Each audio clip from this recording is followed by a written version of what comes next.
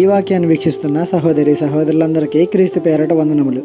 ఈరోజు వాక్యం ద్వారా దేవుడు మనతో చెప్తున్న మాట, మిడతలకు రాజు లేడు, అయినను అవన్నీ పంక్తులు తీరి సాగిపోవును. సామెతల గ్రంథము 30వ అధ్యాయం 27వ వచనము. ఎవరైనా ముందు చెప్పేవారు ఉంటే మనం ముందుకు సాగుతాం, కానీ ఈ మిడతలకు రాజు లేడు. వీళ్ళందరి మీద అజమాయిషి ఆధిపత్యం చెలాయించడానికి నాయకుడు లేడు. అయినా సరే అవి గుంపులు గుంపులుగా వెళ్తూ అవి చేరాల్సిన గమ్యానికి చేరతాయి, పొందాల్సిన విజయాన్ని పొందుతాయి. పరస్పరం ఒకదానికి ఒకటి అవి సహాయపడతాయి, ఐక్యత కలిగి ఉంటాయి. అందుకే రాజు లేకపోయినా విజయాన్ని పొందుతాయి.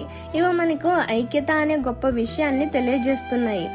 ఎక్కడైనా పరస్పర సహకారం ఉంటేనే అభివృద్ధి జరుగుతుంది. అది కుటుంబమైనా, సంఘమైనా, సమాజమైనా సరే.